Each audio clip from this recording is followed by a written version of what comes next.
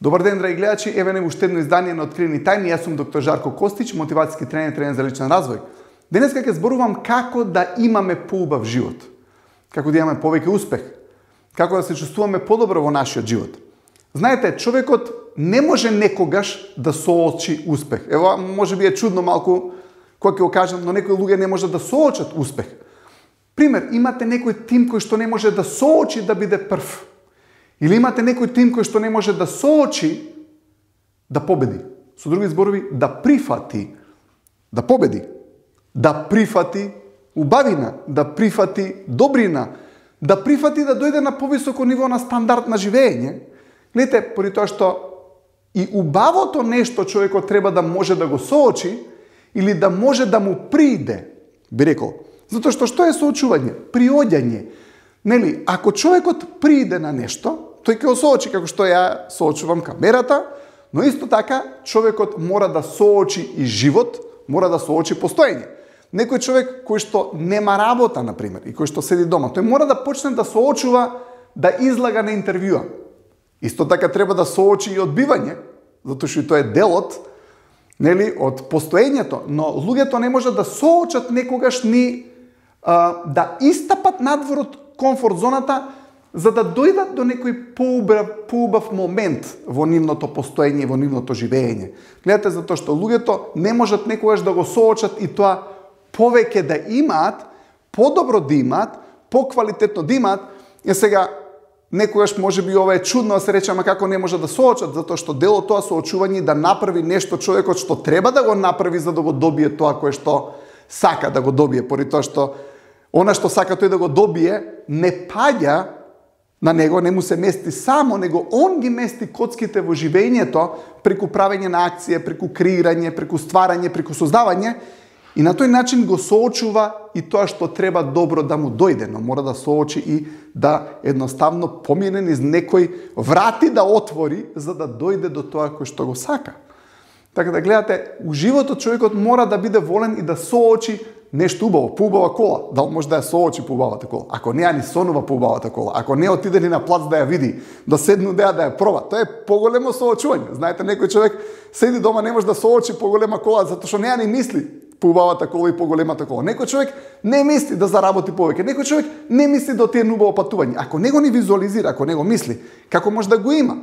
Он него соочува. Сега, луѓето некогаш не соочуваат ни успех. Имате некој тим кој што не може да соочи прво место, ама за да соочи прво место, тој мора да соочи колку време ќе да у теретана, какви кондициони тренинзи ќе има, зашто тоа е се дел од првото место. Така да убаво е да се размисли се дека човекот исто така во животот, за да го соочи убавиот живот, он прво мора да го наслика во својот ум, да го визуализира, да го едноставно да има желба да дојде до тоа. Затоа што гледате, вистината е дека може човекот да си го дозволи тоа и може да го направи тоа. Но што се случува со неговото восприемање за вистината ако тој човек почнува да окривува се околу него? Зборува во претходната емисија дека мораме ние да ја подобриме околината. Колку повеќе ја подобруваме околината, толку поубав живот имаме. Но како човек ќе ја подобри околината, а околината може му се пријателите, фамилијата, колегите и така натаму, ако постојано критикува? Гледате, ако човекот постојано обвинува, како велиме, кога ќе посочи некој со прст на друг, три се наке него, ако човек постојано обвинува, наоѓа вина во друг, така, и он не презема одговорност за неговата можеби состојба во кој што тој се наоѓа. Гледате, ако човекот не разговара со никога, ако никој нема од пријателите, ако со сите е скаран, и ако он, неговата вистина е дека тие се криви, треба и човекот да се запраша малку. Ја имам еден цитат, оној на кој што сите му се криви, тој не е прав. Зимам само како пример. Ако човекот не е одговорен кон околината, он ја искривува својата перцепција за околината, го искривува своето гледање на околината. Затоа што не сака да преземе сопствена одговорност. Ајде да речем имате двајца луѓе кои што се скарат, или имате сопруга и сопруга кои што се скарат. И можеби еден од двајцата е крив. У примеров да го земеме сопругот, дека е крив. Сега сопругов е крив за нешто. Не сака да превземе одговорност за тоа. Сега гледате, ако човекот не сака да преземе одговорност, он се брани, може некојаш и да нападне и така натаму, но гледате, ако он стварно превземе одговорност, и кога не превземе одговорност, обично и можеби сопругата ја гледа у полошо светло. Ја гледа, ајде да не речам изопачено, ама у неговиот ум ја гледа пострашно отколку што е. Дека она му прави работи кои што он мисли дека му го прави. Или обратно, сопругата не преземала одговорност и сега она не го восприема сопругот на најубав начин. И сега едниот од двајцата ќе превземе одговорност. И ќе рече да, дека он е крив. Гледайте, он ќе преземе одговорност. Знаете што се случува во тој момент?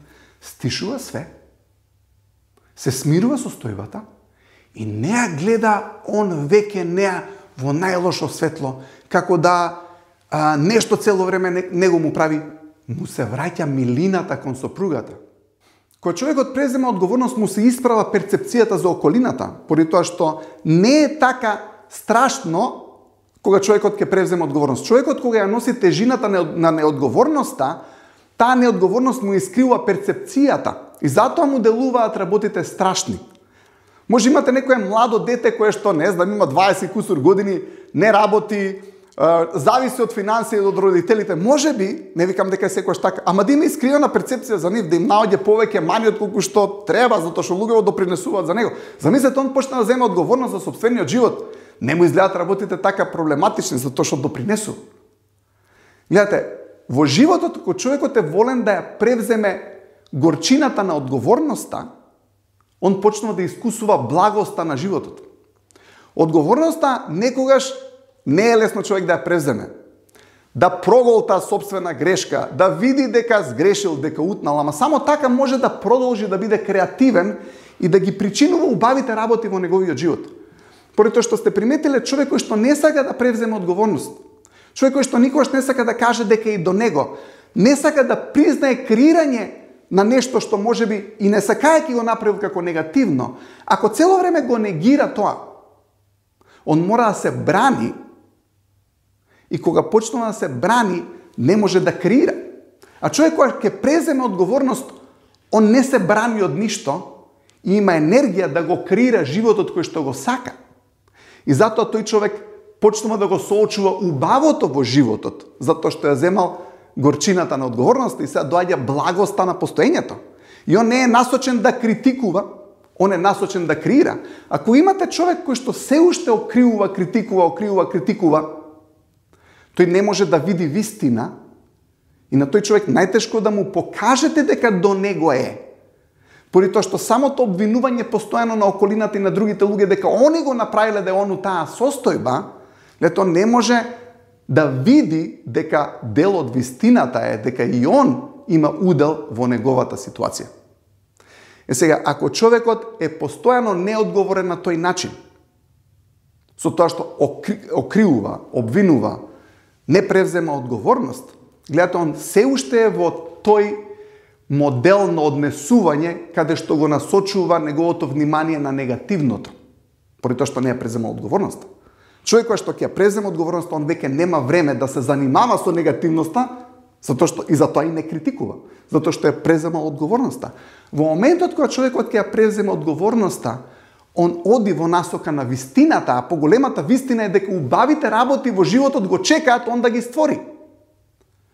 А во другиот случај, тој што е критикувачот, тој нема време да ја соочи убавината на животот, поради тоа што се уште не ја преземал горчината на одговорноста и бега од таа горка пилула и бега од таа горчина и за тоа што протестира против тоа, се уште е во истата ситуација, во зачараниот круг. И обично ќе сака да се спои баш со слични такви луѓе, кои што ги имаат сличните тие окривувачки ставови, поради тоа што не сака човекот да биде сам во сето тоа.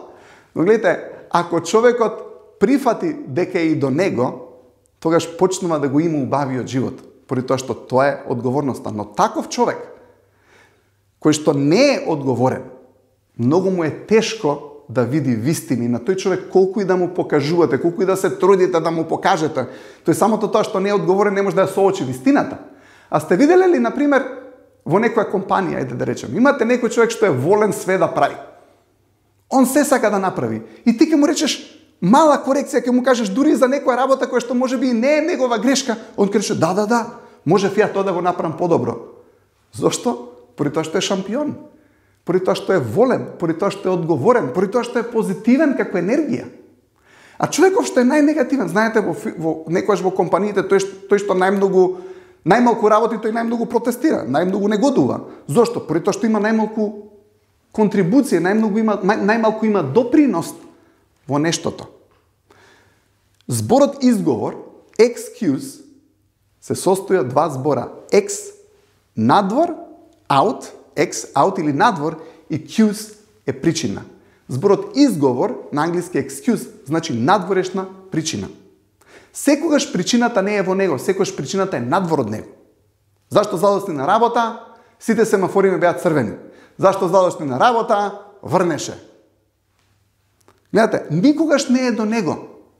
Зашто тој и тоа не го направи, поради тоа што тој ми викаше.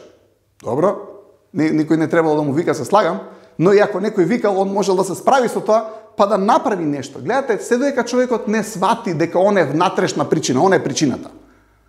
И доколку секојаш има изговори, секојаш надвор од него е причината, он никогаш нема да биде причинител. Гледате, човекот за да биде причинител мора да има способност да ја препознае вистината дека е и до него. Човек кој што постојано во тој зачаран круг на обвинување, за жал, ја нема таа способност да ја увиди вистината, и тоа неувидување на вистината фактички е заразно, го тера да оди во повеќе и повеќе лаги дека е до другите, ама не е до него. А уствари вистината е дека е до него, не е до другите, и кога човекот почнува да презема одговорност да ги коригира работите во неговиот живот, работите се менуваат.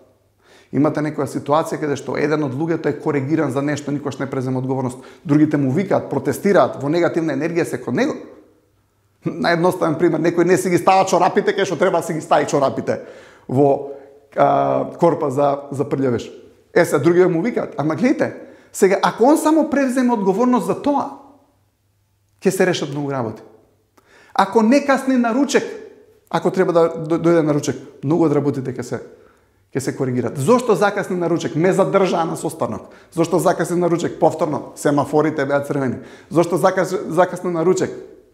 Закаснил на ручек поради тоа што немал контрола врз времето, поради тоа што немал идеја за другата страна. Колку повеќе имаме идеја за другата страна, колку сме поодговорни. Гледате, ако не имаме добра идеја за другата страна и сакаме да направиме добробит на другата страна, ние имаме одговорност. И кога имаме одговорност да направиме добробит за другата страна, обично и другата страна има многу убава енергија кон нас. Но ако нема човекот у умот, не ја става доброто за другата страна, за кој да е, сопругата, сопругот, не знам, колегите, ако не го става доброто за нив, тогаш тој човек нема увид и нема контрола во неговиот живот и во неговото постоење. Најлесно е за да се оправда човекот да најде изговор и да каже дека е до друг. Но се додека е до друг и не е до него, тој нема контрола врз сопствениот живот. Поентата е да не обвинуваме се и сешто. Јас сум сигурен дека има реални причини зашто некој е во некоја негативна состојба, можеби станува збор за негативни енергии на луѓето околу него. Но и самото тоа пример, имате некој човек кој што е на работно место каде што протестира затоа што има негативни енергии кон него, па и самото тоа дека он останал на тоа работно место и не го сменил, пак е до него. Гледате, и он има удел во самото тоа. Се додека човек не ја превземе одговорноста, он ќе живее малку во заблуда на животот и постоењето. И колку помалку човекот преземе одговорност, толку пострашен му изгледа животот, поради тоа што е изгубил моќта он да делува врз животот. А кога човекот ја преземе одговорноста, тогаш он има моќ да делува врз животот и како јак фактор на делување, помали му се гледаат препреките и проблемите со кои што тој треба да се соочи. Сега, ако човекот креира, прави и сака да стигне до успех, а реално е дека ќе направи нешто кое што не е како што треба.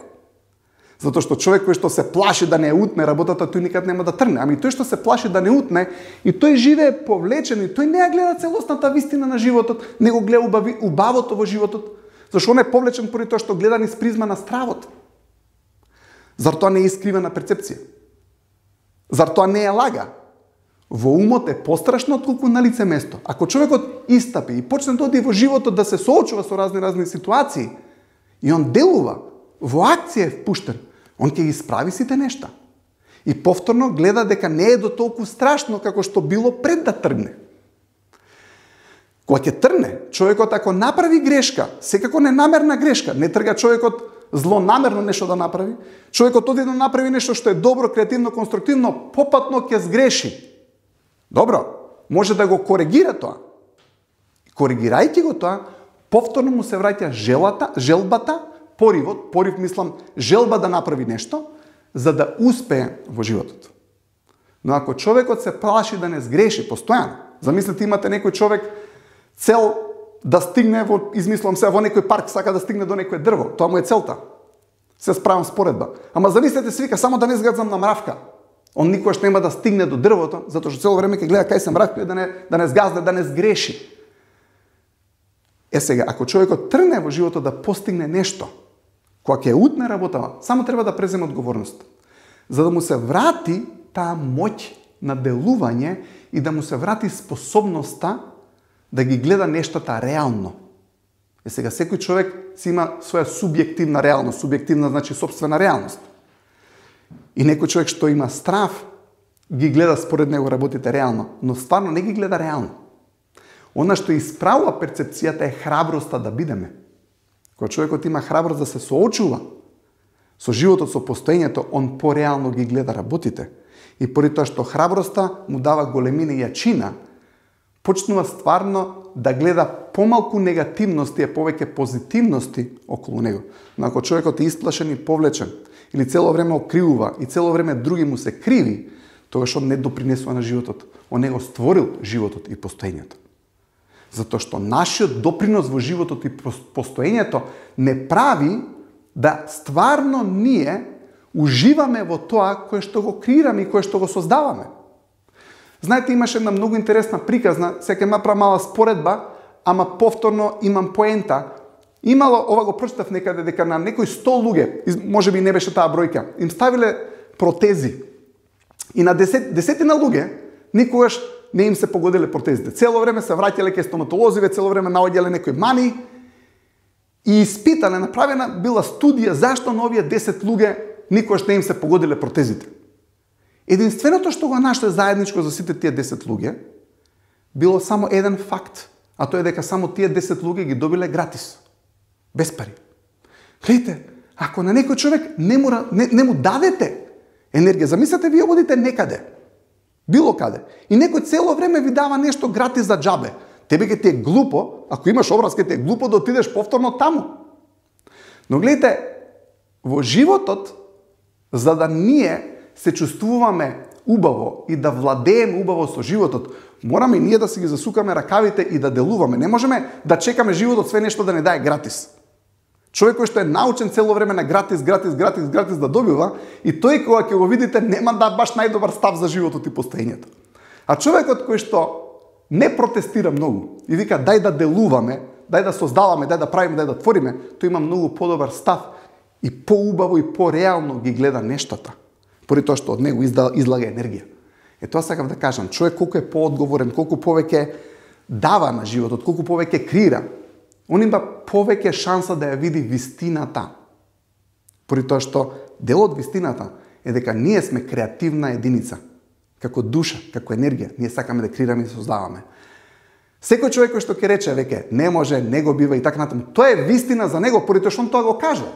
Но уствари е лага.